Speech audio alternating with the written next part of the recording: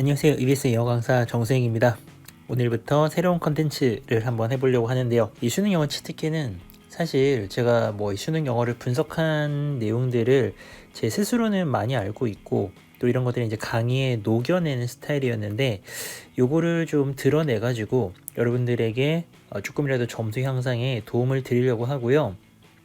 자, 다양한 컨텐츠들을 제가 준비를 하고 있습니다. 지금 제목만 보셔도 한번 들어보고 싶다 라는 생각 드실 수 있는데요. 오늘은 첫 시간입니다. 오답률 탑 10은 일단 피하자. 오답률 알고 있나요? 오늘은 오답률 이야기입니다. 일단 수능 영어는요. 듣기 17문제, 독해 28문제, 그래서 총 45문제로 구성이 되어 있죠. 근데 이제 얘네들을 몇 분에 풀어야 되는가? 듣기 20분을 빼고 나면은 독해 28문제를 시간 50분 주어집니다. 그러면 한 문제당 약 100초의 시간인데요. 이게 이제 시간이 100초라고 하면은 1분 30초 조금 더 되는 건데 마킹하고 검토하는 시간 빼고 나면은요. 1분 30초 안에 무조건 풀어야 됩니다. 근데 그게 말이 안 돼요. 쉬운 문제들은 그 시간에 풀 수 있습니다. 하지만 이 수능 영어를 한 번이라도 풀어본 사람들이라면 아는 게요. 어려운 문제들 이 시간에 못 풀어요.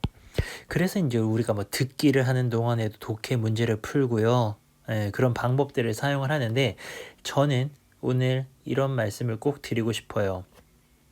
오답률 가장 높은 문제 10문제를 뽑아 보잖아요.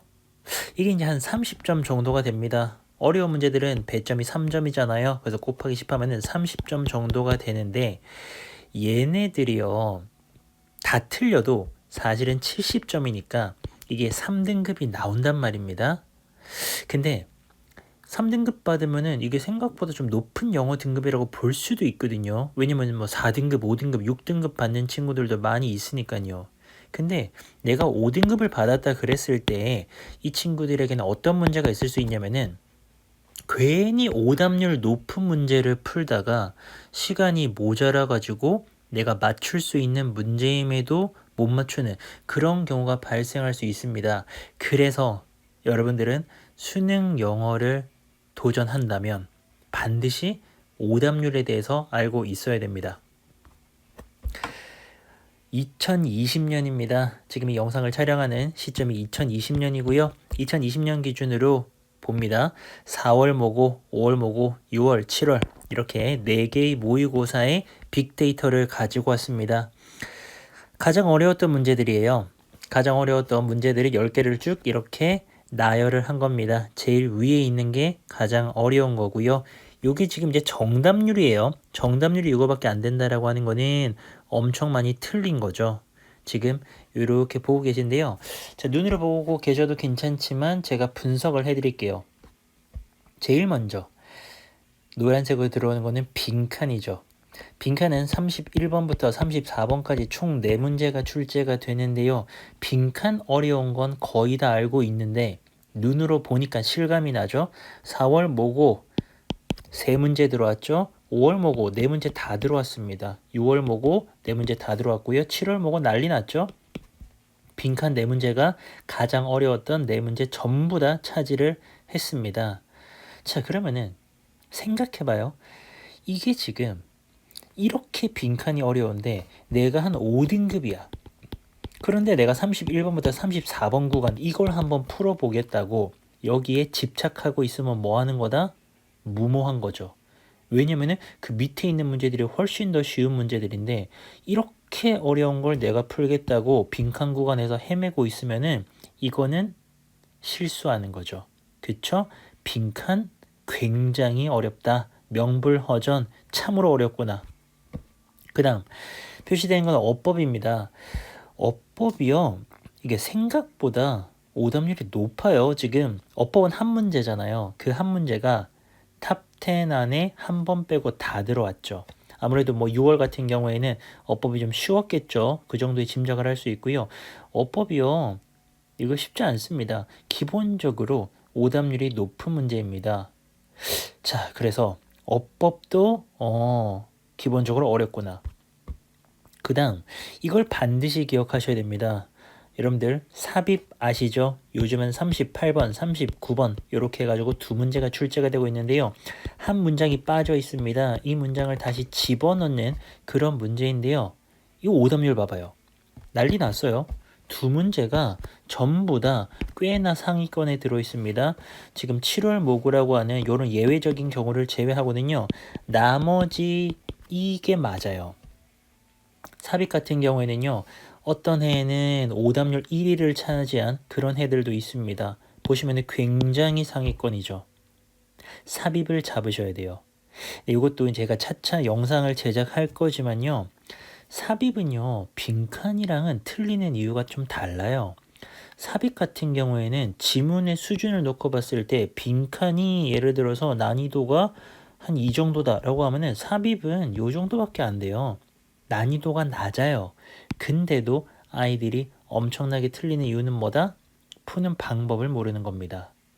그래서 삽입은 일단은 조심은 하는데요. 나중에 푸는 법을 배우고 나면은 가장 먼저 잡아먹을 수 있는 그런 녀석입니다. 그 다음 순서 볼까요? 순서 뭔지 알죠? ABC입니다.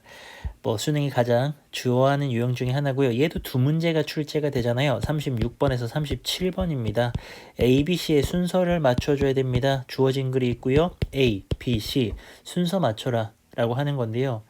얘도 지금 보시면은 굉장히 상위권에 항상 껴 있습니다. 두 문제가 다 들어오진 않았는데요. 두 개 중에 한 개는 그게 36이 될지 37이 될지는 모르는데 어쨌든 한 문제는 탑 10 안에 들어가 있다라는 겁니다. 자, 그리고 지금 노란색으로 표시된 부분들은요. 방금 우리가 봤던 완전히 난리가 났던 대박 어려웠던 그런 문제들은 아니지만 그래도 우리가 잘 봐줘야 되는 것들. 어휘 기본적으로 어렵습니다. 그 다음에 41번, 42번이 장문이잖아요. 얘네 봐봐요. 장문 엄청 많이 껴있죠. 장문 특히나 42번이 대박 어렵잖아요. 요즘은 어휘로 많이 나오고 있는데요. 장문은 뒤에 있어서 시간 모자라서 못 풀었다? 아니요, 그렇지 않아요. 왜냐면 43번에서 45번까지 그 대박 쉬운 세 문제들은 저기 하위권에 있습니다. 얘네들은 정답률 겁나 높아요. 장문 원 유형 자체가 어렵기 때문에 이렇게 오답률이 높은 겁니다. 무관한 거는 생각 안 하셔도 괜찮을 것 같아요. 무관한 건 이거는 좀 예외적인 경우라고 보시면 되고 요약 가끔 어렵습니다. 신유형 어려운 거 이거 수능 영어에 좀 관심 있는 친구들은 다 알고 있습니다. 자, 그렇다면은 좀 정리를 해야 될 것 같아요. 자, 오늘의 마지막 페이지입니다. 듣느라 고생하셨고요. 근데 반드시 알고 계셔야 돼요.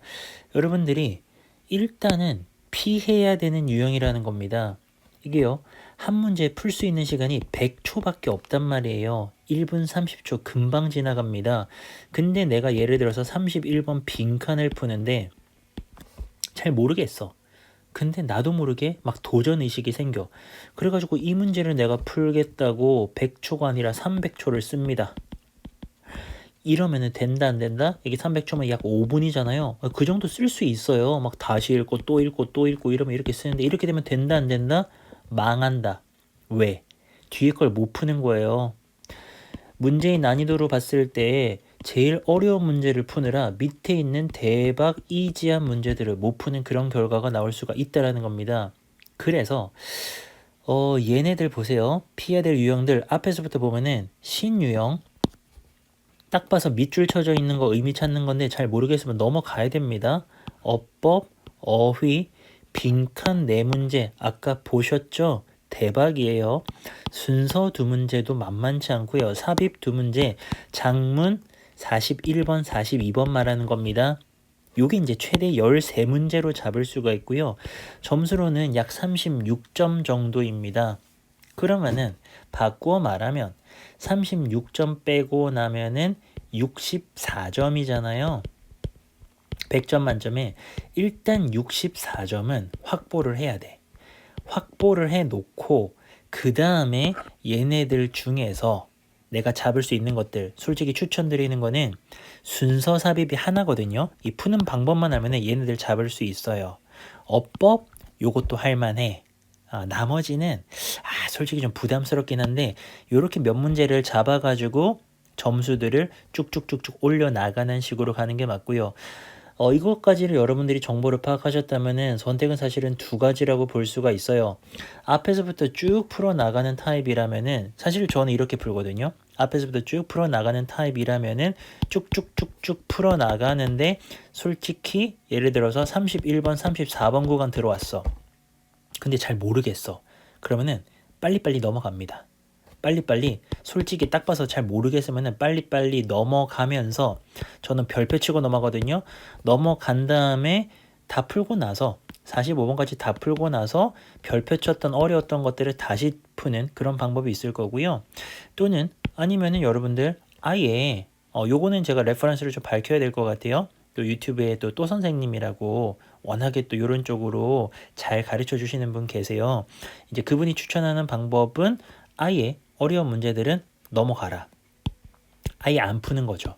그래서 순서 자체를 여러분들이 아예 재배열을 하셔가지고 초록색 쉬운 것들 쭉 다 풀어주시고 그 다음에 좀 고다음 수준 그리고 제일 어려운 수준 요렇게 이제 여러분들이 푸는 거를 뭐 난이도로 따지면은 이게 하, 중, 상 요 정도가 될 텐데요. 이렇게 여러분들이 아예 푸는 순서를 연습을 딱 해가지고 나만의 순서로 맞출 거 다 맞추고 그리고 마지막에 제일 어려운 거 도전한다. 이런 식으로 가셔도 되게 좋을 것 같아요. 아마 오늘 오답을 보시면서 그렇구나 라는 생각하셨을 것 같고요. 이거는 반드시 알고 계셔야 되고 끝으로 공부를 할 때에도요. 이 순서대로 공부를 하는 게 맞아요. 무슨 말이냐면은 내가 예를 들어서 6등급에서 한 2등급까지 또는 1등급까지 성적 올리고 싶다라고 생각하신다면은 쉬운 유형부터 얘네 말고 그러니까 내가 막 등급이 낮은데 막 어법 붙잡고 있고 빈칸 붙잡고 있고 이렇게 하지 마시고요.